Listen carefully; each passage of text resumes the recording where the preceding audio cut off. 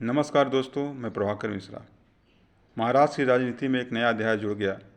अजित पवार जो है फिर से डिप्टी सीएम की शपथ लिया है उन्होंने। ये उनका चौथा टाइम है। इसके पहले 3 बार वो डिप्टी सीएम बन चुके हैं। इसके पहले वो 80 दिन के लिए डिप्टी सीएम बने थे और उनके साथ 9 विधायकों ने शपथ ली है।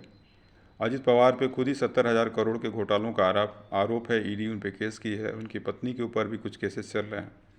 इसके अलावा छगन भुजबल हैं, उनके पे भी केस है। ईडी ने उन पे केस किया था, उनको गिरफ्तार किया था और वो 2 साल के लिए जेल में गए। उनको गिरफ्तार किया था, 2 साल वो जेल में थे। 870 करोड़ रुपए का रिश्वत लेने का आरोप है उनके ऊपर। इसके अलावा जो है उनके हसन मुशर्रफी जो हैं, उन पे 40,000 किसानों पे 10-10 हज़ार रुपये लेने के आरोप हैं।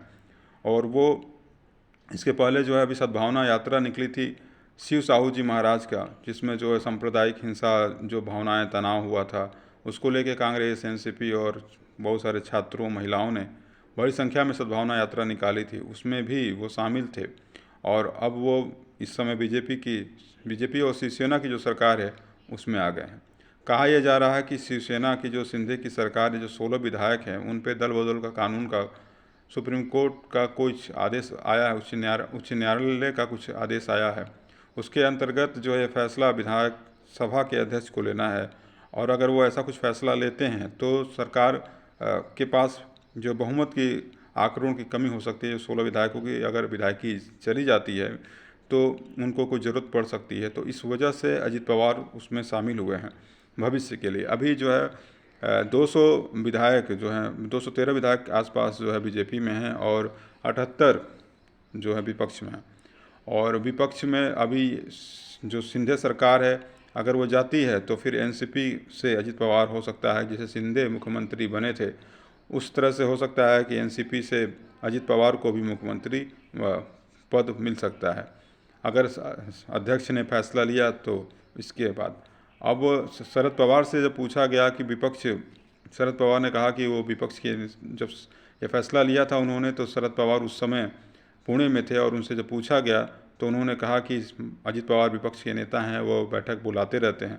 लेकिन कहीं ना कहीं शरद पवार को भी इस बात का अंदेशा था कि उनकी पार्टी जो एक बार टूटने से बच गई थी, अजित पवार ने फिर से उसको पूरी तरह से तोड़ दिया। कहा यह जा रहा है कि 43 विधायक उनके साथ हैं और कुछ लोग कह रहे हैं कि राज्यपाल को जो उन्होंने पत्र लिखा है उसमें 29 विधायकों के हस्ताक्षर हैं या 19 विधायकों के हस्ताक्षर हैं। फिलहाल 36 विधायक उनको चाहिए। अगर दल बदल के कानून से उनको बचना है तो उनको 36 विधायकों का सपोर्ट चाहिए।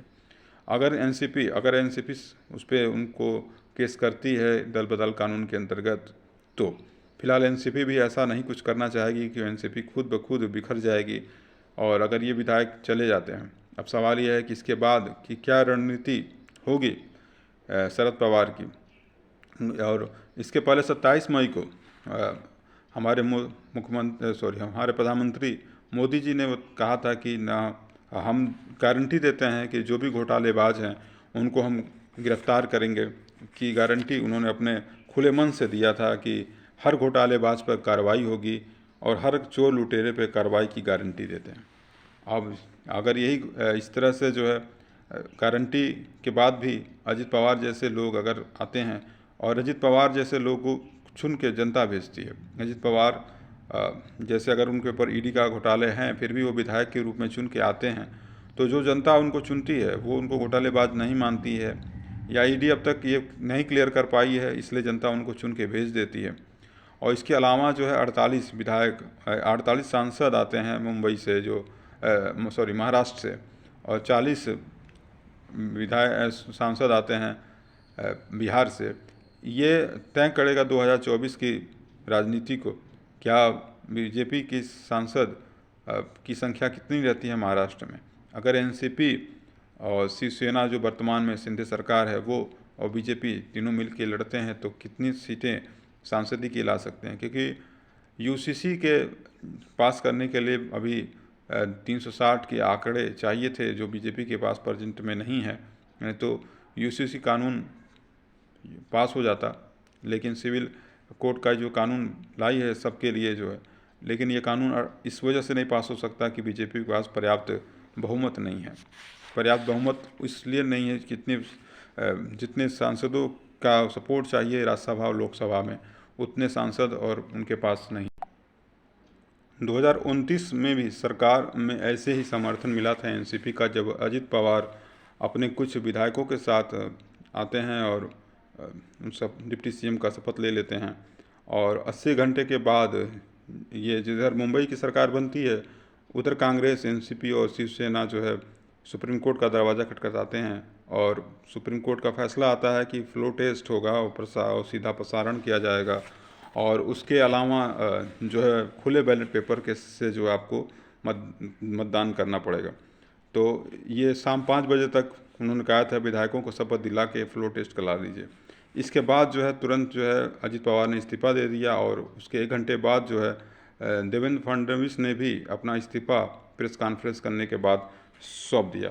और ये नई सरकार जो है बिखर गई मात्र 80 घंटे में। कुछ सवाल उठे कि आखिर ऐसा क्या हो गया कि ये सरकार जो है 80 घंटे में ही चली गई। तो उसका मुख्य कारण यही था कि सीधा प्रसारण के साथ साथ खुला मतदान होना था, ओपन बैलेट पेपर के साथ। महाराष्ट्र की ये सरकार 80 घंटे में ही समाप्त हो गई। उसमें भी अजित पवार जो थे डिप्टी सीएम के पास पोस्ट पे थे, उन्होंने डिप्टी सीएम का लिया था। और अब यही है कि जो भी सरकार में विधायक हैं वो मंत्री बनने से रह जाते हैं और जो पार्टी बाहर से आके सपोर्ट करती है वो पार्टी मतलब उनको जो है सारा मंत्रालय दे दिया जाता है। इस तरह से जो है उन चुने हुए विधायकों के ऊपर और वहाँ की जनता जो उनको चुन के भेजती है सरकार के लिए कि सरकार हम बनाएंगे, ऐसे लोगों का जो है सपोर्ट नहीं हो पाता है, जिसके कारण वहाँ के विकास एक्चुअल में उन लोगों का नहीं हो पाता है जो सरकार को चुनते हैं। तो ज़्यादा से ज़्यादा जो पूर्ण बहुमत की सरकार होती है वो ज़्यादा सही होती है। सरकार किसी की भी बने, लेकिन वो पूर्ण बहुमत की अगर सरकार है तो ऐसे कोई बाहर से आके मुख्यमंत्री बनाना या डिप्टी सीएम बनाना की ज़रूरत नहीं पड़ जाती है।